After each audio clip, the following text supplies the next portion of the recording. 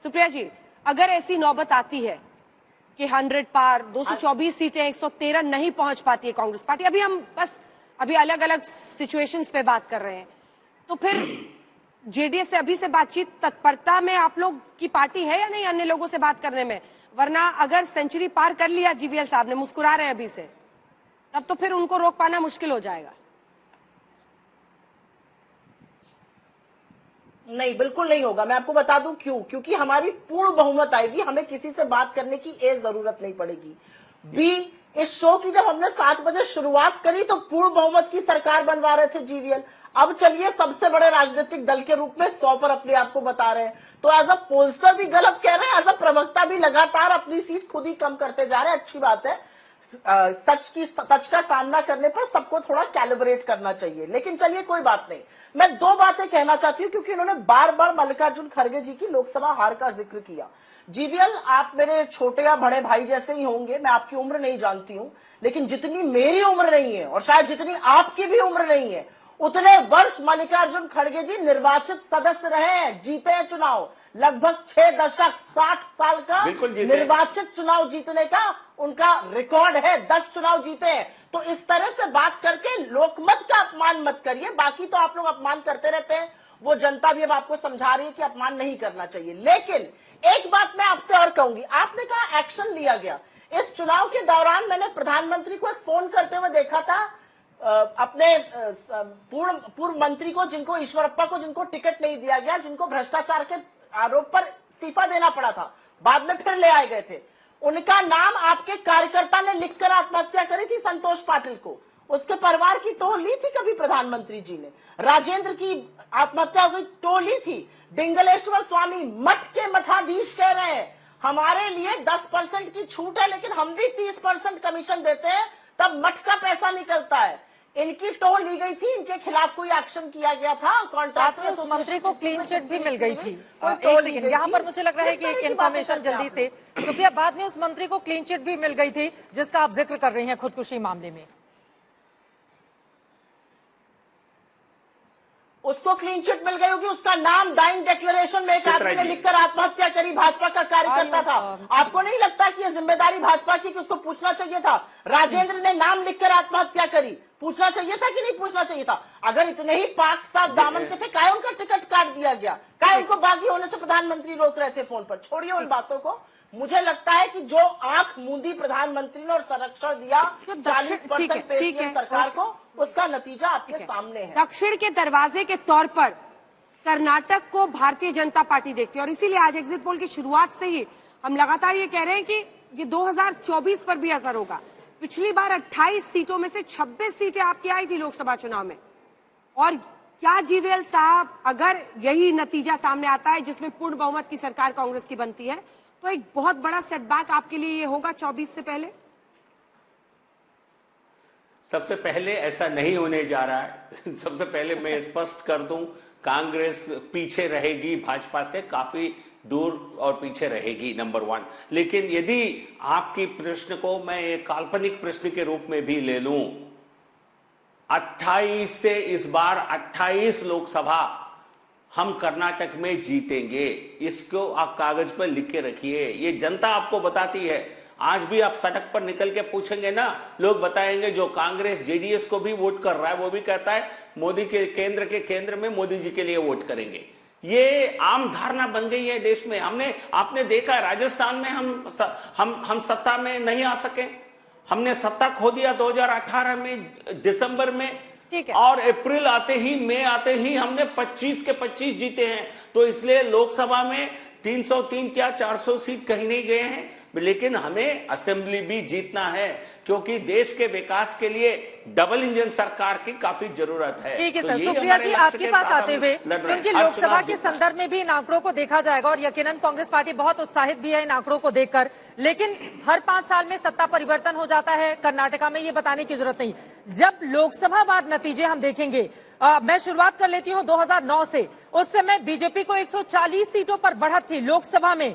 2014 में, उसके पहले जब आपकी सरकार बनी, 132 सीटों पर लोकसभा में बढ़त रही भारतीय जनता पार्टी को, और 2019 में 170 सीटों पर बढ़त रही। तो कर्नाटक विधानसभा के चुनाव के नतीजे जब लोकसभा में कन्वर्ट होते हैं तो वो स्थिति बिल्कुल अलग रहती है। तो इस बात का डर भी है और आप लोगों को पहले से ही तैयारी करनी होगी क्या सुप्रिया जी? क्योंकि लोकसभा के आंकड़े, विधानसभा के आंकड़े दोनों दो तरफ इशारा करते हैं। नहीं, बिल्कुल नहीं करते। और मैं बताती हूं मैं क्यों आश्वस्त हूं। मैं इसलिए आश्वस्त हूं चित्रा जी, क्योंकि सर्वे आफ्टर सर्वे, चाहे वो आपके ग्रुप का सर्वे हो, आपके ग्रुप के चैनल के इंटरव्यूज हो, चाहे बाकी चैनलों का सर्वे हो, चाहे प्राइवेट एजेंसीज का सर्वे हो, सर्वे आफ्टर सर्वे ने 3 चीजें पता करी कि लोगों को क्या परेशान कर रही है। महंगाई, बेरोजगारी और भ्रष्टाचार। महंगाई पूरा देश झेल रहा है इनकी बदौलत, बेरोजगारी पूरा देश झेल रहा है इनकी बदौलत, और अडानी का स्कैम सारा देश देख रहा है इन्हीं की कृपा से। ये मुद्दे हैं और ये मुद्दे बनेंगे, क्योंकि देश एक बात और भी कह रहा है कि निरंकुश होकर हमारे मताधिकार को, हमारे मत की अवहेलना करके हम किसी को नहीं जीने दे सकते, हम किसी की सरकार नहीं बनने दे सकते। मैं एक चीज जरूर कहना चाहती हूं यहां पर, ये डबल इंजन जो कहा जाता है, ये कर्नाटका में तो ट्रबल इंजन निकला, लेकिन जिस धृष्टता से और जिस थेथरई से, सॉरी मैं बहुत ही ईस्टर्न यूपी का टर्म है, थेथरई हमारे यहाँ कहा जाता है, जिस थेथरई से बार बार इसको जीवीएल जी जस्टिफाई कर रहे हैं ये कहकर कि ऑपरेशन कमल था और हम ऑपरेशन, हम नहीं ला सकते ये, और ना हम लाएंगे कभी, ना हमें जरूरत पड़ेगी।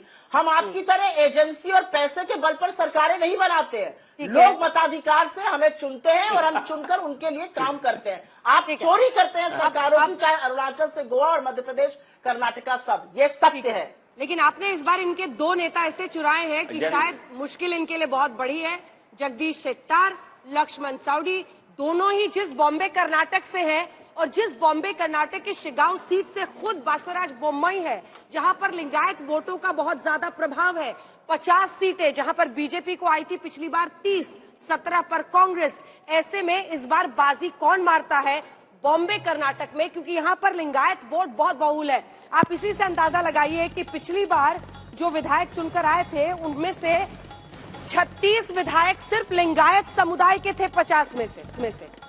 जीवीएल आपके पास आते हुए बासवराज बोम्मई कर्नाटक से, इसी बॉम्बे कर्नाटक से, जगदीश शेट्टार लिंगायत नेता इतने बड़े चले गए, लक्ष्मण सावड़ी 18 सीट से लड़ते थे। पूरा बेलगांव, बागलकोट, धारवाड़ का ये पूरा इलाका जहां पर आपने 30 सीटें पिछली बार जीती थी, 9 का नुकसान। अब सर मुस्कुराने की बहुत वजह बचने नहीं, अब 92 सेंचुरी के करीब वो पहुंच रहे हैं। सेंचुरी बहाने का दम आप भर रहे थे, 92 पर पहुंच गए हैं। अंजना जी, ये नहीं, आपके सर्वे में 150 पार करे कांग्रेस, हमें इसमें कोई परेशान होने की जरूरत नहीं है। हम अपने ही फीडबैक और पार्टी के ग्राउंड लेवल के फीडबैक पे आधार पर हम अपने कॉन्फिडेंस से बता रहे हैं, बिल्कुल हम जीतेंगे। और एक तरफा इसी देखिए, लिंगायत का वोट कहीं किसका नहीं इस सर्वे में। यदि आपके पास आंकड़े हैं तो अभी आपके पोलस्टर्स चैनल पर शायद नहीं बैठे हैं अभी, लेकिन प्रदीप से आंकड़े पूछिए तो हमारे हिसाब से लिंगायत का वोट कंसोलिडेट हुआ है बीजेपी के पक्ष में। भले ही कुछ नेता हमारे निकल गए, मैं मानता हूं, बट लेकिन उसके लिए कुछ स्पेशल परिस्थितियां थी, बट लेकिन लिंगायत वोट बीजेपी के पक्ष में कंसोलिडेट हुआ है। ये आपके डेटा को देखने के बाद ही शायद आपको भी 14% लिंगायत वोट से जीवीएल साहब आप पूरे कर्नाटक में सरकार तो नहीं बना सकते। आपको दूसरे SC ST बहुल इलाकों में अगर हम जाकर देखें, हैदराबाद कर्नाटका में, वहां पर कांग्रेस अच्छा कर रही है, यानी कि SC ST का आपका दांव नहीं चला। दूसरी तरफ बाकी मुद्दा आप बजरंग बली को लेकर आए, वो भी नहीं चला। अगर यहाँ पर एक बड़ा फर्क देखने को, हालांकि ये एग्जिट पोल है, फाइनल आंकड़े आने अभी बाकी हैं, लेकिन एग्जिट पोल के अब तक के आंकड़े बता रहे हैं 92 के पास पहुंच चुकी है, 100 के करीब जा रही है कांग्रेस पार्टी, और बीजेपी बहुत पीछे 64 पर। अलग अलग हिस्सों में आप लोगों के जो दावे थे, चाहे वो यूसीसी का मुद्दा हो, चाहे वो बजरंग बली का नारा हो, कर्नाटका को नंबर 1 बनाना हो, ये तमाम दावे काम करते हुए तो नजर नहीं आ रहे हैं ना आंकड़ों में। नहीं चित्रा जी, हम केवल एक जाति आधारित चुनाव लड़ने वाले पार्टी नहीं है, क्योंकि आपने बार बार जातियों का नाम लिया, मैंने उस संदर्भ में अपनी टिप्पणी दी। मीडिया आप उठाते हैं तो हमें 51% वोट मिला है लोकसभा में, 51% वोट मिला है। कांग्रेस को केवल 32%, क्या एक जाति विशेष का वोट है क्या? ये पूरे कर्नाटक के समर्थन हमको मिला है, सभी जातियों से मिला है, इस बार भी मिलेगा। पिछले चुनाव में 36% मिला है, केवल एक कास्ट से, दो कास्ट से नहीं मिलता है। आपकी बात बिल्कुल सही है। लोकसभा के आंकड़े बीजेपी के पक्ष में बीते 3 बार के दिखा रहे हैं, लेकिन अभी के एग्जिट पोल के आंकड़े पर ही रहे। यहाँ पर जब प्रदीप गुप्ता जी थे, उन्होंने भी बताया कि लिंगायत वोट बहुत नहीं बटा है, वो बीजेपी के साथ ही रहा है। लेकिन अगर ये आंकड़े देखें, बीजेपी 64 पर, कांग्रेस पार्टी 92 पर, 160 सीटों के अब तक के आंकड़े हमने रखे हैं सामने, और अभी फाइनल आंकड़ा आना बाकी है। लेकिन इसमें तो बीजेपी पिछड़ती हुई नजर आ रही है। और वो कौन से फैक्टर रहे जिसने बीजेपी को नुकसान पहुंचाया है? जिवेल साहब, इस पूरे इलाके में महाराष्ट्र कर्नाटक की जो 50 सीटें हैं, संघ भी बहुत एक्टिव रहता है, और ग्राउंड पर आप तो जानते ही होंगे, संघ पूरा ये जो इलाका है बेलगावी से लेकर बागलकोट का, धारवाड़ का, संघ भी बहुत एक्टिव है। लेकिन बावजूद इसके ये फिसलना एक बड़ा चैलेंज है आपके लिए, इसको समझना, अगर ये नतीजों में तब्दील होता है। हाँ, ये जो आखिरी में आपने जो कहा, यदि ये रिजल्ट्स में तब्दील होता है तो इसका आकलन हम 13 तारीख को करें। लेकिन हमारे संगठन और संघ का विस्तार पूरे प्रदेश में है, पूरे देश में है, केवल कर्नाटक में, केवल कुछ रीजन इलाके में नहीं है। तो पूरे देश में हमारे संगठन मजबूत है। लेकिन चुनाव में कई फैक्टर काम करते हैं।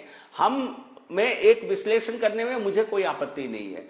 देखिए, हमारे स्थानीय नेतृत्व, जो झूठे आरोप लगाए गए, जो छवि बनाने की जो कोशिश किया गया, उसको रोकने में कहीं ना कहीं एक चूक रही है। ये मेरा अपना विश्लेषण है, क्योंकि कांग्रेस माना आपने कि चूक हो गई कहीं पर पूरे विश्व में। अब सुप्रिया जी, ठीक है, नहीं, लेकिन उसका नुकसान नहीं है, मैं बता रहा हूं। ये मीडिया तक सीमित है, जनता में, खासकर ग्रामीण जनता में। मैं बता रहा हूं, विकास के नाम पर, परफॉर्मेंस के नाम पर चूक, इन द सेंस दैट हम कम्युनिकेशन में कहीं ना कहीं हमारे तरफ से स्थानीय स्तर पर उस तरह का कम्युनिकेशन नहीं हुआ है जो होना चाहिए था। लेकिन उसका कोई नुकसान नहीं है। ठीक है, विकास के नाम पर हमें वोट मिला है। मैं आपकी जो सीट संख्या है उसको उलट कर देख रहा हूं मैं। ये उलट हो सकता है, ये रिवर्स हो सकता है, ये नतीजे नहीं है, ये मेरा अपना विश्वास है। और 64 सीटें ही ओल्ड मैसूरू की बची हुई हैं। तो सब दल थाम कर रखिए कि आप गलत क्या होने वाला है। नहीं, गलत जगह आपने ये नंबर को डाला है, आपने गलत सेल में डाला है, थोड़ा उसका बदल दीजिए बस। कोई बात नहीं, अगर ये वही सही होने वाला आता तो सुप्रिया जी हमें ये कह रही होती। तो इसलिए हम तो इस बात के लिए तैयारी रखते हैं, सिर पर बांध के आते हैं कि आज तो कोई जो नीचे फिसलेगा वो हमें कुछ ना कुछ सुनाएगा ही। जल्दी से आपके पास आते हुए सुप्रिया जी, ये एक अच्छी खबर होगी कांग्रेस पार्टी के लिए, क्योंकि अगर आप बॉम्बे कर्नाटका में इफेक्टिवली, और हमने देखा है बेलगावी जैसे इलाके में मराठी वर्सेस कन्नडिगा भी ग्राउंड पर काफी ऐसे इश्यूज रहते हैं। क्या जो सॉवरेनिटी का इशू, पता नहीं उन्होंने बोला नहीं बोला, वीडियो तो कहीं दिखा नहीं, लेकिन कर्नाटका के हैंडल से ट्वीट हुआ, सॉरी कांग्रेस के हैंडल से ट्वीट हुआ, ट्वीट पर जो लास्ट मैंने चेक किया था कल तक डिलीट नहीं किया गया। क्या ये तमाम इश्यूज आपके पक्ष में आए? और आपसे मैं, चूंकि आप सोशल मीडिया को इतना क्लोजली मॉनिटर करती हैं, क्या वो ट्वीट एक गलती थी? क्योंकि मुझे डीके शिव कुमार ने यही कहा कि वो ट्वीट गलती थी।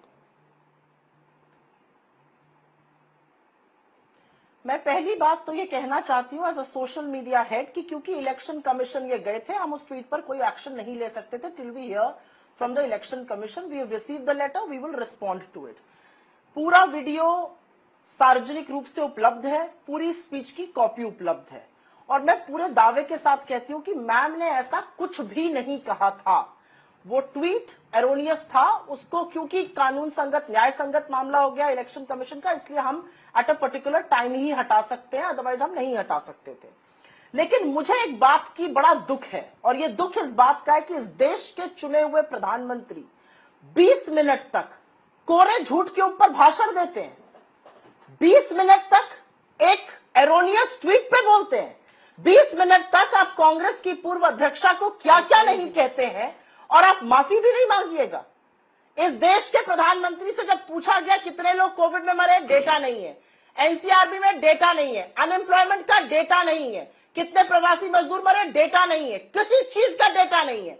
इनको क्या कहा गया उसका डेटा है, लेकिन आपने क्या क्या किसको कहा और एक परिवार को कितना धूमिल करने का काम किया उसका डेटा अगर लिखने पे आ जाओ तो प्रियंका जी सही कहती है, किताबें भर जाएंगी। आप इस देश के प्रधानमंत्री हैं, थोड़ा सा दिल बड़ा करके और थोड़ा सा मर्यादा से अगर चुनाव में प्रचार करेगा तो आपको भी इतनी खरी खोटी नहीं सुननी पड़ेगी। लेकिन उनके लिए भी जो लिस्ट बीजेपी की ओर से जारी की गई थी सुप्रिया, आपके नेताओं की ओर से पीएम के लिए भी किस तरह के शब्दों का इस्तेमाल किया जाता है? 91 तो खुद ही जिसका जिक्र प्रधानमंत्री करते हुए नजर आए थे, जहरीला सांप ये वो, उसको लेकर तो कांग्रेस पार्टी के नेता ही आते हैं ना मैदान में।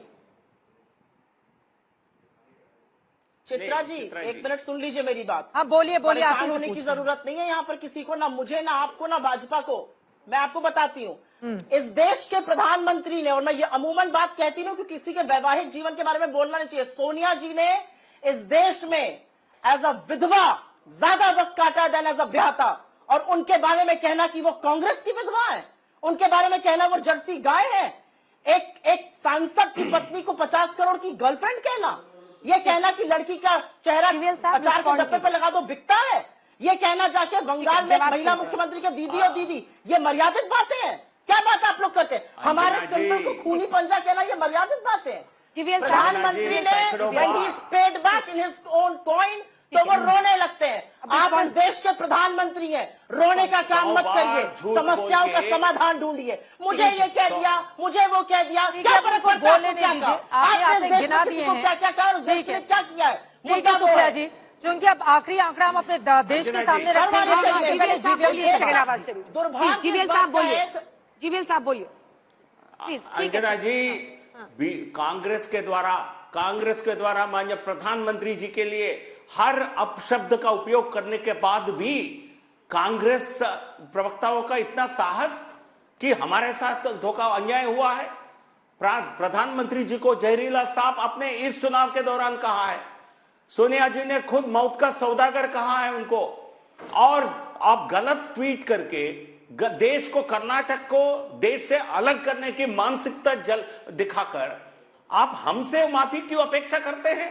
देश से, कर्नाटक से माफी आपको मांगनी चाहिए थी। क्या हमने बोला है आपको ट्वीट करने के लिए? गलत ट्वीट करें, और माननीय प्रधानमंत्री जी को क्या क्या नहीं कहा है। जीवीएल जी, चाय बेचने वाला, उनके जात के नाम पर क्या प्रियंका वाड्रा ने उनके नीच जात कहकर उनका अपमान नहीं किया है, देश का अपमान नहीं किया है? क्या उनके बारे में, उनके जाति के बारे में, उनके परिवार के बारे में, उनके शादी के बारे में, हर विषय पर आपत्ति, उनको नपुंसक तक नहीं कर शर्मानी चाहिए कांग्रेस पार्टी। अब तो लोगों ने वोट डाल दिया है, अब एग्जिट पोल का दिन है। अब आप भी थोड़ा सा शांत हो जाइए जीवीएल साहब। अब तो देखिए पुरानी बातें करके अब तो जनता ने वोट कर दिया है, तमाम इश्यूज रहते हैं, पॉलिटिकल रहते हैं, उसके बाद भी चलता बोला जा रहे हैं बहुत, लेकिन गुरुराज जी हाथ उठा रहे हैं क्योंकि देखिए मोदी सरनेम को लेकर जो मामला था वो केस भी चल रहा है, गुजरात में चल रहा है, वो सब बात की बात है। आज पर आते हैं, आपका क्या होगा प्रवक्ता साहब? कहा तो आप लोग सरकार बना रहे थे गुरुराज जी, राज करते दिख नहीं रहे, राजयोग लग रहा नहीं है इस बार गुरुराज जी। राजयोग के बारे में तो नहीं बता रहा हूँ मैं, जनता तो इतना तो देख लिया इस इलेक्शन में, इस चुनाव में दोनों कैसे लड़ते हैं और मुद्दा क्या लेके आना चाहिए।